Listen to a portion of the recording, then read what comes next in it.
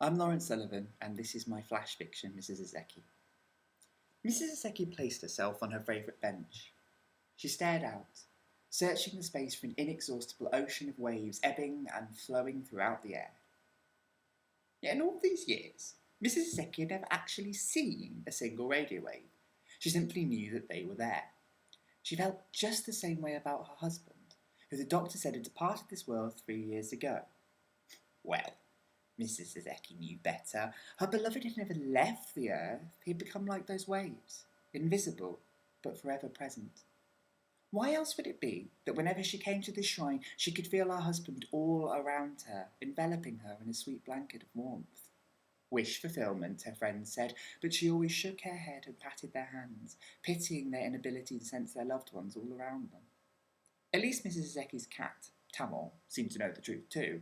After all, it was Tamil who would sit quietly and stare intently at the space where Mrs. Ezeki's husband's futon once lay.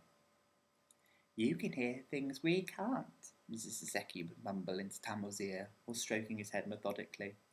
"Is he snoring again?" Over time, even her friends came to see the world from Mrs. Ezeki's point of view. They saw that she never seemed sad, how she would whisper to the air and giggle at jokes that no one else appeared to hear. For a while, they thought she had gone mad with grief, but soon they realised there was no madness, only devout faith and deeply entrenched love.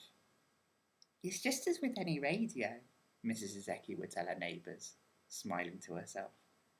"You only have to be tuned into the right station." My name is Katie Hogben, and this is a poem called Pub Garden Astronomy. On cobbles, walking to meet you, wobbling beneath stark stars in view but unnoticed, I lift my gaze and forget falling at the blaze. 3 million fit into 2 eyes. My flickering mind breaks off, flies, pulled by their mystery, like lies told to children in infancy, that when found to be at fault spark questions in our inner vault.